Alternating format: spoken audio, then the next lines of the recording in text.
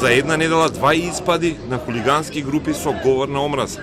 Овој пат во Ѓорче Петров имаше напад врз свадбена поворка во време кога беше мечот Македонија Ѓорче Петров Вардар. Група помлади навивачи скандираа пароли со омраза кон албанците. Свадбената поворка застана и неколку повозрасни и покрупни мажи тргнаа кон момчињата. Тие престанаа со скандирања и пополека се повлекоа кон внатрешните улици во населбата.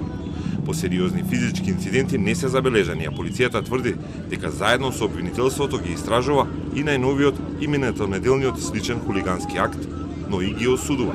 Конкретно за вчерашниот случај приведени се повикани се, односно утврден е идентитетот на 16 лица и се преземаат сите дополнителни активности со цел да се расчисти случајот.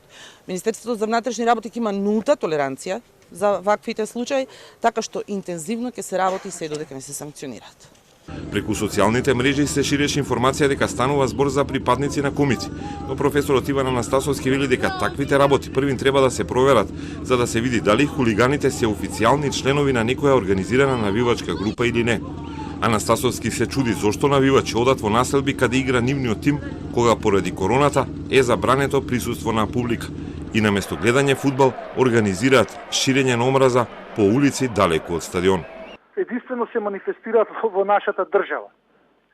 Да имате забрана, да не може да се настапува на фудбалски надпревар како публика, а вие да одите организирано и при тоа само да го правите тоа во контекст на навредување или говор на омраза на некој начин.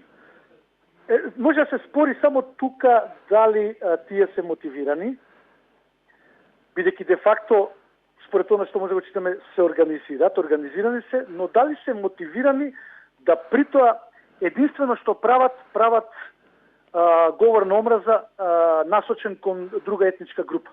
Навивачките испади со говор на омраза се казнуваат по 2 закони кои се важечки во државата и предвидуваат казни. Иако превентивно нашата држава не делува нешто посебно, тука да видам дециден, но од друга страна репресивно да. Многу се јасни мерките. Постои лекс специјали законот за недостојно и недолично однесување на спортски надпревари, кој во членот 3 став 3 го детектира говорот на омраза. Поединецот или групата може да биде казнета која е идентификувана од 500 до 1000 евра. Тоа е детектирано и во кривичниот законник 319 членот, кај што веќе може да се изрече и казна затвор од 1 до 5 години. Единствената добра работа од инцидентот со говор на омраза е што избегнат судир на навивачите и свадбарите и нема повредени. Но државата ќе мора да ги најде и казни изгредниците и во иднина да спречува слични инциденти.